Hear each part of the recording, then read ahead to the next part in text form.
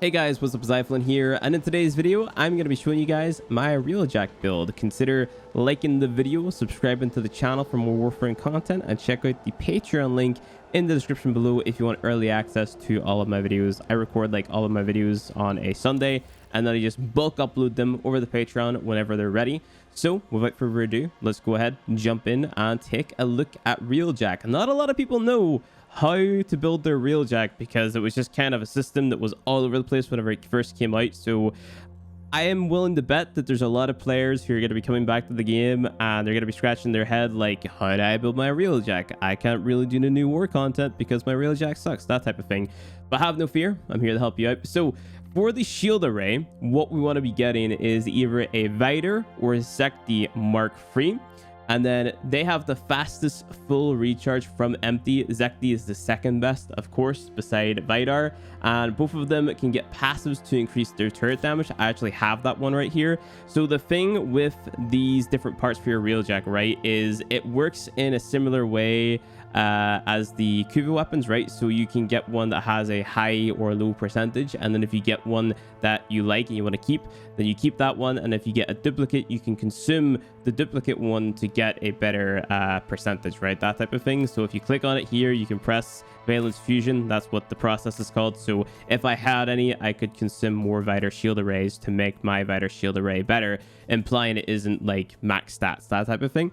So just keep that in mind whenever you're doing your Railjack stuff and you're collecting some parts. You are capped on your wreckage and stuff like that, so make sure to be paying attention to your wreckage whenever you're in this menu, because if you're overcapped on wreckage, well then that's obviously not good. So like I said, for your shields, you're looking for Vidar or Zekti with the passive to increase turret damage, which is very nice. Then for your engines, you're looking for Lavin or Vidar. The passives here, you have speed or boost increase while shields are depleted. I'm pretty sure I have that one as well. Increase top speed by 20% while shields are depleted. So that is pretty good. Moving on to the plating, you can have Lavin or Vidar. So these are just really dang good for defense, you know.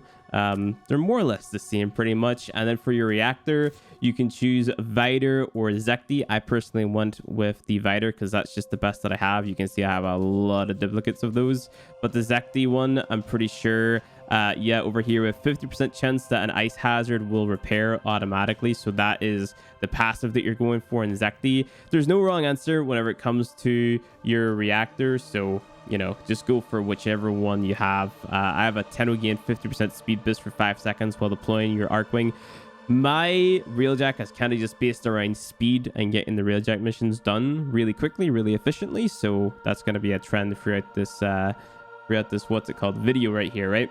So next up, we have the weapons here. So we have the Zekti Voter Mark III. So the reason that you're running this one is because this one can go through the corpus shields, and then the Zekti Pulsar Mark III on the swivel turret. So this is just a pretty decent weapon to have on the swivel turrets. And then the Taicho Seeker, pretty good. I think it's called artillery. You just middle mouse button that, and it's just a rocket out.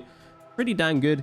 All these weapons, it's just what I find really consistent and nice to use while flying for Railjack, and I'm pretty sure it's what like most people who are like really big into Railjack use as well. So there's that. Then moving on to our mods. Now this is where people are probably going to get lost, right? So we have a lot of different mods on here, but the most important one by far is definitely artillery cheap shot. So this one says forward artillery has a 60% chance to not consume dome charges. So you know the way you have a big laser beam that you can use to one-shot a cruise ship? Well, yeah, imagine you have a 60% chance to not consume ammo on that, and you don't have to go back to the back of the ship to build the ammo for it, right? So you can just kill all of the cruise ships, I almost said Railjack ships, all of the cruise ships just by sitting on your butt and holding left click. Very nice, very nice. Forward artillery is on here for more damage on the forward artillery. Maybe a little bit overkill, but it just ensures the one-shot.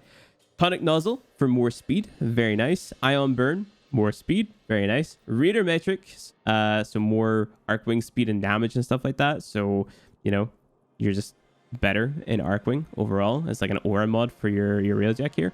Cruising speed, more speed, 110% speed when no enemies within 3,000 meters. So whenever all the cruise ships and all the fighters are gone, you can just zoom to the objective. It's very nice. Hyperstrike is for more turret damage, which is, of course, that's a no-brainer. Very nice. Crimson, what was this worth? Fugu? 27.5% turret damage per enemy destroyed for 8 seconds. So this is just a nice stacking buff right there. And an Ordnance, cheap shot. Ordnance weapons have a 6% chance not to consume munitions. That's your middle mouse button. So you can just spam that more often.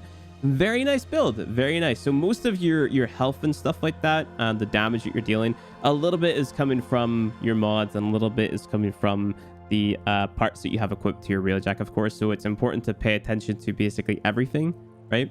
So next up, we have the battle mod. So if you click this here thing up here, you've got different mod menus for your Railjack. It's not different configs, it's just different parts of your Railjack, right? So this here part is more or less your Railjack's abilities, right? So we have Blackout Pulse, electromagnetic pulse that damages enemies and disables them temporarily. So this is basically just a crowd control.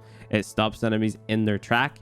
Next up, we have Shatterburst, delivers a barrage of explosions across a large area. So this is nice for just dealing a lot of damage to a lot of enemies in a short period of time.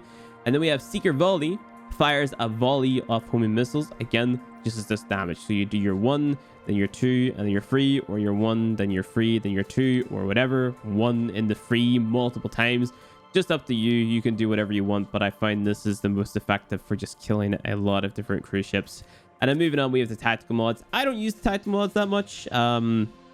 You know, Form Up was just there because recall all crew members to the Railjack and heal them. So if there's like somebody who's just running around and you know, not really helping out, and you need them over there for like some type of objective or something, like let's say you want to go into like an enemy ship or something, you can just hit this and recall them back to the Railjack to stop them from griefing. Very nice if you have like trolley teammates. Battle stations boosts turret damage by 65% for 26 seconds, and it has a long cooldown of 240 seconds, which is, you know, a long time. But this is nice just for boosting your damage. I just use this as soon as you start the mission. And then Flow Burn is just a speed increase, which is very nice. So that is pretty much the Railjack build. I'm going to jump in and show you guys some Railjack gameplay in the Veil Proxima. So on my Railjack, I have a few crew members. You can pick crew members up from Ticker on Fortuna. I'm also going to be using Lavos because Lavos is just going to make it so that your abilities have cooldowns and they don't consume energy. And the other thing is I also have max intrinsics as well. You'll max out your intrinsics with just playtime in Railjack, honestly. And on top of that, if you really wanted to, you could do like a survival mission. All the mods that I showed and all the parts that I showed, you're just gonna get by what's it called, doing your Railjack missions, you know, just going through all the Railjack missions for the first time. There are like some objectives that you got to get out of the Railjack to do, but they're pretty obvious and they're not too difficult either. So I'm using I can't speak. I'm using Lavos here because Lavos again makes all of your abilities just have a cooldown, right? You can't spam them, but the other benefit of playing Lavos is the fact that you also get like a little beep noise whenever they're ready as well. So that's pretty nice. And yeah, that's pretty much it. So you can see that we're going through this mission more or less no sweat. You know, like we're not taking a ton of damage or anything like that. And our weapons are dealing a decent amount of damage. This is just the first mission in the Veil Proxima. Is that a cruise ship over there? So this cruise ship has a shield on it, I'm pretty sure. So you got to take off the little shieldy thing there. It's at the bottom, right? You got to take that there off, and then there's the other one. Whoa, this is funny. Not too used to aiming the Railjack up close like that. But there's the shield gone. You back out of this. Go into this. We going down. My crew member will take the wheel, so it'll start flying a little bit. Because I've got one that does piloting. So we go boom. And we also have that mod on there, which has a chance to not consume the dome charge, but unfortunately it did. So it's 40% chance to consume it, 60% chance not to consume it. But yeah, we're chilling, dude. We're chilling. Things only get a little bit messy if what's it called? Enemies board your ship and kill your guy that is repairing the stuff and things, you know. So that's whenever things get messy. But other than that, it's a good Railjack build. Very nice. Railjack is a tank. It's built different, you know. It's built different. But anyway, guys, I think I'm going to call it for the video. I'm not going to do this entire mission because that would just sort of take too long. Enjoy Railjack.